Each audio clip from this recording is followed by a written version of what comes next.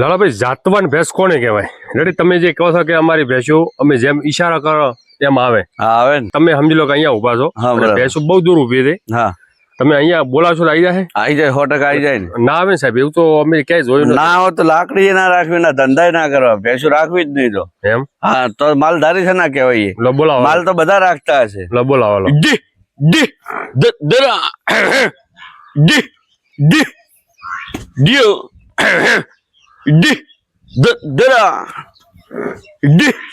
વાહ વાહ, દરા. જો ભાઈ જો જો ભાઈ, આ રોજની ટ્રેનિંગ છે ને સાહેબ, દરા જોઈ લો. મોર મોરા ડી. વાહ વાહ, દરા. જો ભાઈ બધી ભેંસો આવી છે, જોઈ લો. ડી દરા ભૂરી ભૂરી ડી. જો સાહેબ, આ રહી કહેવાય બંને ભેંસ. રેડી દિલીપભાઈ આમાં જ મોટા થયા માલમાં જ. એમ? હા તમારી ઉંમર કેટલી? મારી ઉંમર 26-27 વર્ષ. 26 થી 27 વર્ષ. હા અને આ તમે ભેંસો કેટલા વર્ષથી રાખો છો? ભેંસું તો આમ તો 30-40 વર્ષથી મારા પપ્પાની રાખે જ છે. એવું એમ? આ કટુ શેર જ કરેલો હોય બધો મારી જાતનો મેં મોટી કરેલી આ ભેંસું બધી. આ જે હાલનો જે બધો ઉછેર દેખાય છે, હા બધો મારો જાતનો કરેલો. તમારો જાતનો? એમ? હા તો જો ભાઈઓ, આપણે આજે કપરુપુર ગામમાં આવ્યા છે. તાલુકો પડે ભાભર અને જિલ્લો બનાસકાંઠા. આ છે લાલાભાઈ દેસાઈ. રેડી? અને એમનું મુખ્ય કામ છે આ બંને ભેંસોનું બ્રીડિંગ કરવું, બંને ભેંસોનો ઉછેર કરવો. હા રેડી? રૂપમાં બંને ભેંસો કેવી રીતે બનાવી અને દૂધમાં પણ બંને ભેંસો કેવી રીતે બનાવી. પાડો ઘરની નસલનો રાખું જ છું, ઘરની ભેંસનો જ. કોઈ દિવસ બીજદાન નહીં મેલાવાનું, તો જ આ નસલ પાકે. તો જ નસલ પાકે. હા બાકી બીજદાન મેલાવું ને પછી હું એને ગમે એટલો પ્રેમ કરું, ગમે એટલી એને રાખું, તો એ મારો વિશ્વાસ નહીં જ લે. નહીં લે. પણ આ એક જ નસલ માંથી ઉત્પન્ન કરેલી છે ને, એના બ્રીડિંગ માંથી ક્રોસ કરીને પાડો રાખીને બનાવું છું. એટલે મૂળ સમય થાય એટલે તમે પાડો બદલતા? પાડો બદલી નાખવાનો. સમજી ગયા? હા અને આ અત્યારે હાલમાં આર્યો પાડો છે. અરે પાડો, એ તો પાડો આપણે જોઈ લો. તો જયારે શરૂઆત તમે કરી હતી, જયારે તમે આ ભેંસોમાં આવે ત્યારે તમારા પાસે કેટલી ભેંસો હતી? તાર મારી પાસે પેલા 4 જ ભેંસો હતી. 4 જ ભેંસો? અને 4 ભેંસોમાંથી પછી આ બધી આમની નામની જોટી જ છે. આ બધી અમુક તમે હા તૈયાર કરો એમ ઉછેરતા પણ વેચતા પણ હોય છે? વેચતા પણ રહ્યા બધી ભેંસો. તો હાલમાં આપણી પાસે નાની અને મોટી ટોટલ બધા કેટલા પશુ છે? હાલમાં 25 પશુ એમ ને? હા 25 પશુ. મોટી દૂધમાં કેટલી છે? મોટી દૂધમાં હાલમાં 10 ભેંસો. 10 ભેંસો એમ ને? હા. અને હાલમાં કેટલું દૂધ થાય છે? હાલમાં દૂધ થાય મારું દિવસનું 70 થી 75 લીટર. બાકડ ભેંસો છે બધી. બધી ડ્રાઈવ ઉપર છે? હા બધી ડ્રાઈવ પર છે. એટલે મૂલા મૂકવાનો સમય આવે? મૂકવાનો સમય આવી જાય. ઉનાળામાં તારે મૂકી દઈશ, તેમાં તારે ભેંસો થોડી ફોરી છે હાલમાં. એ બહુ સાચવી નથી તારે, કેમ કે હવે વગડા પર જશે એટલે. એવું? હા પાછી ચોમાસે હમણાં તૈયાર થઈ જાય, તાલમાં થશે એટલે. એવું?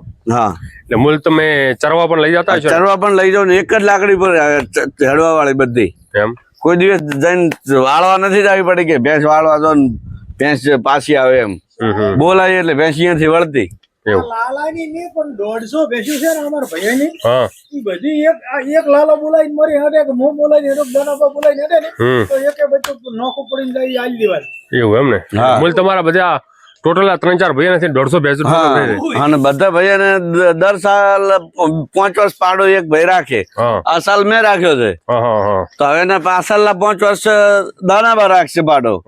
એના પછીના 5 વર્ષ બીજા ભાઈ રાખશે. એમ પાડો ઘરની ભેંસનો જ રાખવાનો. સમજી ગયા? એટલે તમે સમજી લો, આપણે એવરેજ 1 લાખ રૂપિયા એક ભેંસની કિંમત લગાવો તો તમારા પાસે મૂલ્ય ભાઈને થઈને 1.5 કરોડ નું પશુ. 1.5 કરોડ નું પશુ ધન ખરી.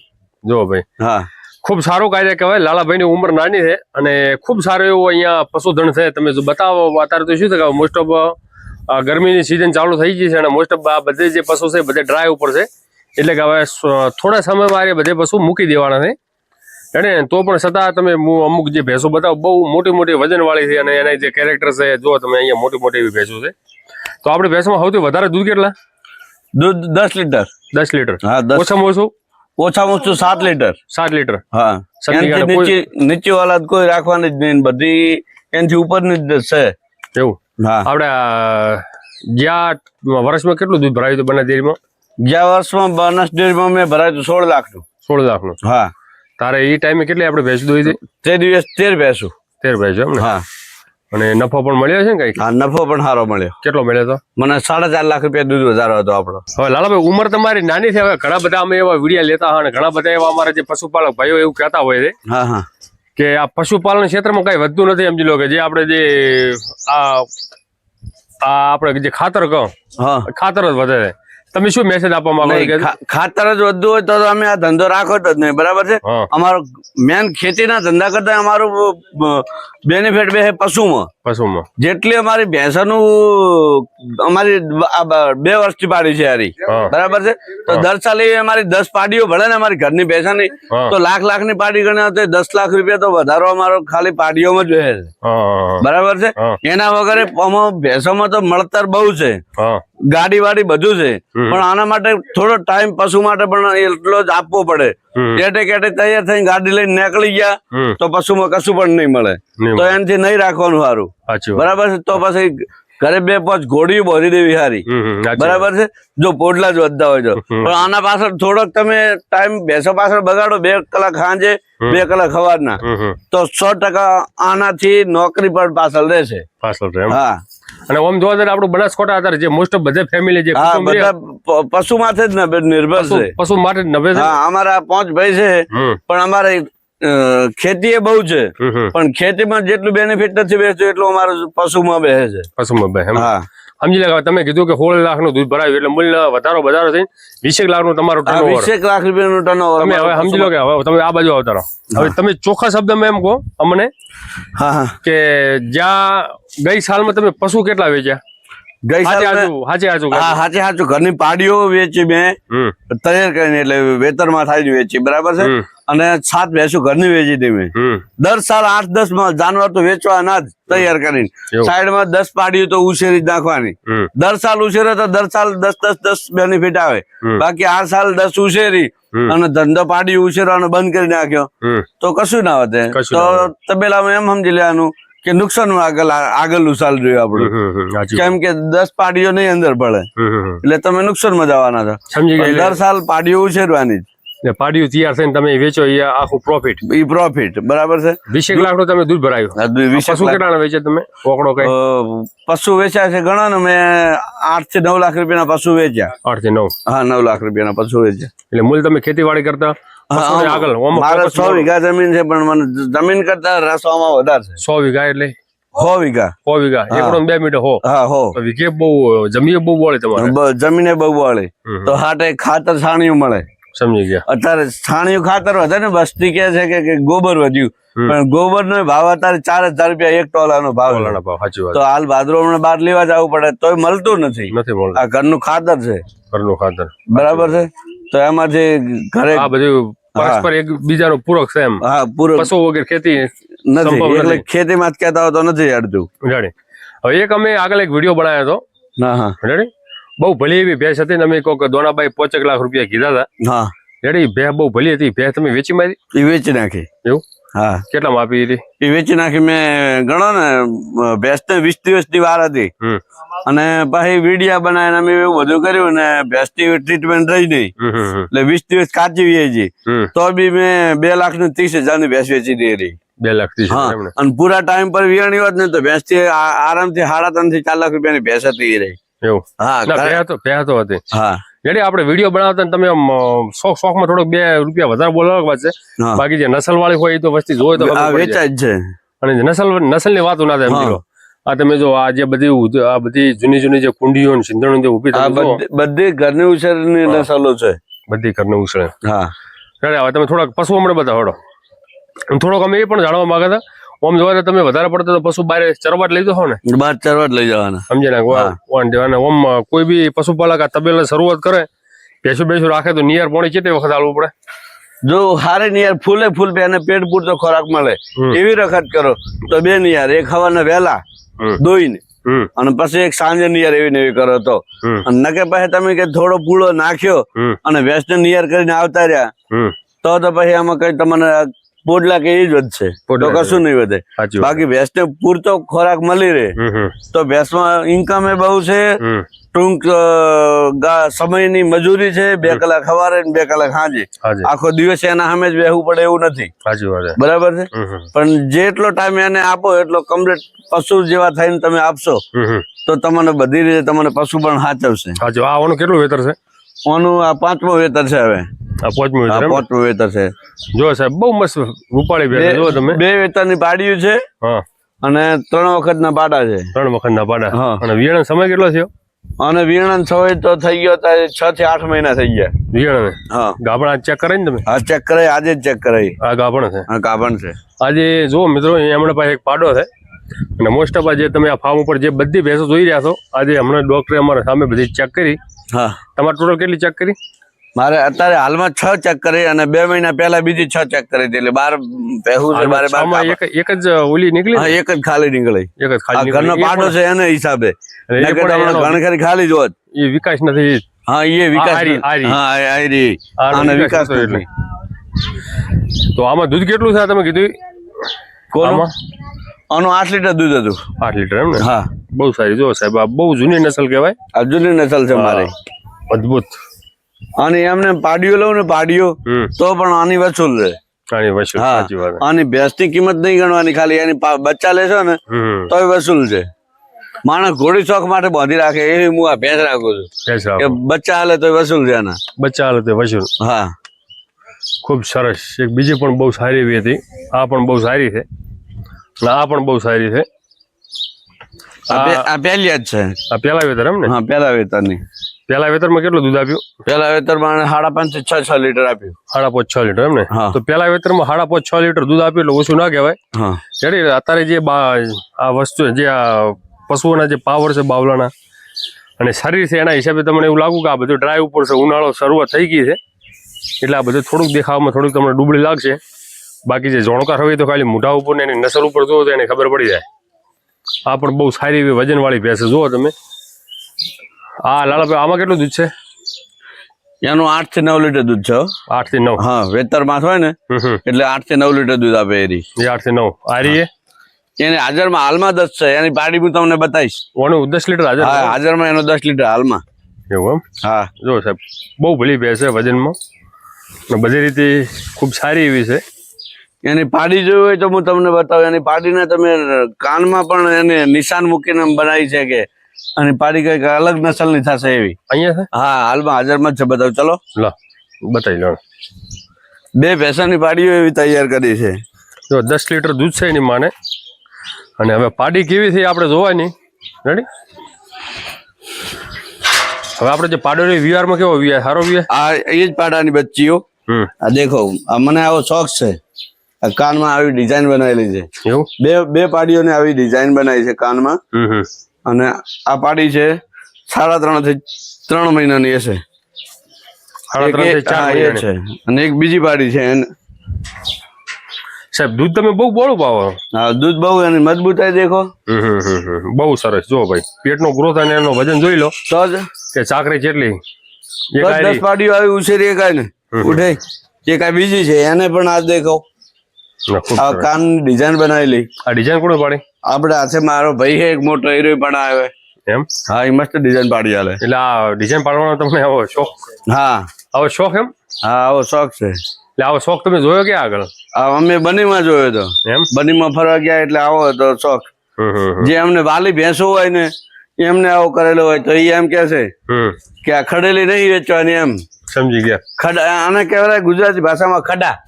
ખડારી ભેંસ નથી વેચવાની.